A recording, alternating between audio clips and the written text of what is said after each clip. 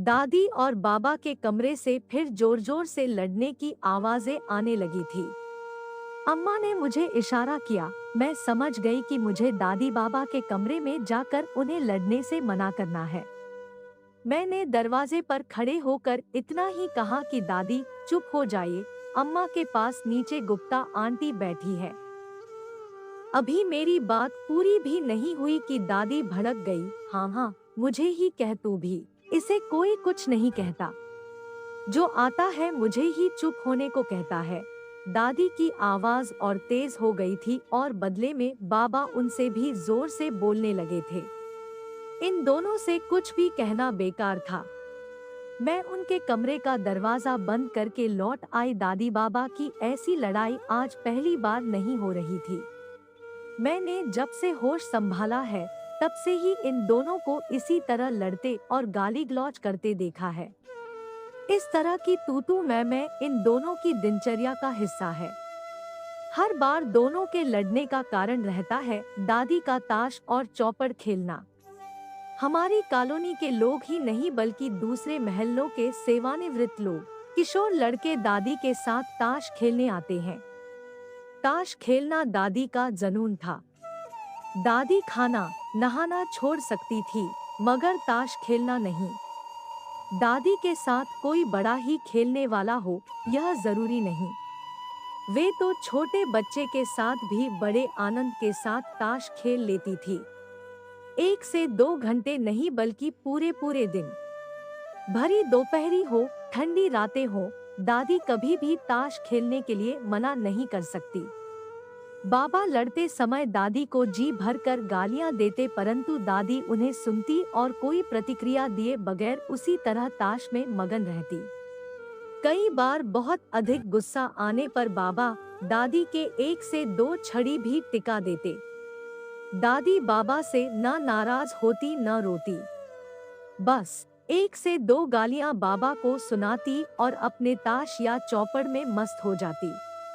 एक खास बात थी, वह यह कि दोनों अक्सर लड़ते तो थे मगर एक दूसरे से अलग नहीं होना चाहते थे। जब दोनों की लड़ाई हद से बढ़ जाती और दोनों ही चुप न होते तो दोनों को चुप कराने के लिए अम्मा इसी बात को हथियार बनाती। वे इतना ही कहती, आप दोनों में से किसी एक को देवर जी के पास भेजूंगी। दोनों चुप हो जाते और तब दादी बाबा से कहती, करमजले, तू कहीं रहने लायक नहीं है और न मुझे कहीं रहने लायक छोड़ेगा, और दोनों थोड़ी देर के लिए शांत हो जाते। खैर, गुप्ता आंटी तो चली गई थी मगर अम्मा को आज जरा ज्यादा ही गुस्सा आ गया था। सो अम्मा ने दोनों से कहा, बस मैं अब और बर्दाश्त नहीं कर सकती। अभी देवर जी को चिट्ठी लिखती हूँ कि किसी एक को आकर ले जाएं। अम्मा का कहना था कि बाबा हाथ जोड़कर हर बार की तरह गुहार करने लगे, अरे बेटी तू बिल्कुल सच्ची है, तू हमें ऊपर बनी टपरी में डाल दे, हम वहीं रह लेंगे पर हमें अलग अलग न कर। अरे बेटी, आज के बाद मैं अपना मुंह सी लूंगा। अभी बात चल ही रही थी कि संयोग से चाचा आ गए। चाय नाश्ते के बाद अम्मा ने चाचा से कहा, सुमेर, दोनों में से किसी एक को अपने साथ लेकर जाना।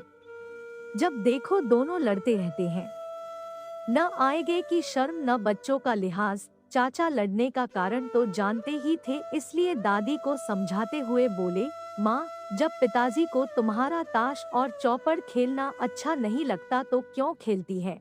बंद कर दे, ताश खेलना छोड़ दे। पता नहीं इस ताश और चौपड़ के कारण तुमने पिताजी की कितनी बेंत खाई होंगी। भाभी ठीक कहती है।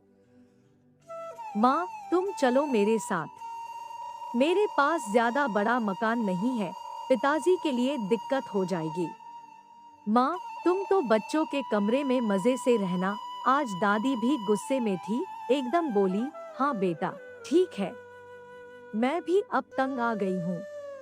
कुछ दिन तो चैन से कटेंगे। दादी ने अपना बोरिया बिस्तर बांध कर तैयारी कर ली, अपनी चौपड़ और ताश उठा लिए और जाने के लिए तैयार हो गई। यह बात बाबा को पता चली तो बाबा ने वही बातें कहनी शुरू कर दी जो दादी से अलग होने पर अम्मा से किया करते थे। अरे बेटी, मैं मरकर नरक में जाऊं जो तू मेरी आवाज फिर सुने। अम्मा के कोई जवाब न देने पर वे दादी के सामने ही गिड़गिड़ाने लगे। सुमेर की माँ, आप मुझे जीते जी क्यों मार रही हो? आपके बिना यह लाचार बुढ़ा कैसे जिएगा? इतना सुनते ही दादी का मन पिघल गया और वे धीरे से बोली, अच्छा नहीं जाती। दादी ने चाचा से कह दिया, तेरे पिताजी ठीक ही तो कह रहे हैं ना, मैं नहीं जाऊंगी। और दादी ने अपना बंधा सामान, अपना बक्सा, ताश, चौपर सब कुछ उठाकर खुद ही अंदर रख दिया। चाचा को उसी दिन लौटना था, वे चले गए। शाम को मैं चाय लेकर बाबा के पास गई तो बाबा ने कहा, सिम्मी बच्ची, पहले अपनी दादी को दे। और फिर खुद ही बोले, सुमेर की माँ, सिम्मी चाय लाई है, चाय पी लो। दादी भी वाणी में मिठास घोलकर बड़े स्नेह से बोली, अजी आप पियो, मेरे लिए और ले आएगी। एक बात और बड़ी मजेदार थी, जब अलग होने की बात होती तो तूतराक से बात करने वाले मेरे बाबा और दादी आप करके बात करते थे, जो हमारे लिए मनोरंजन का साधन बन जाती थी।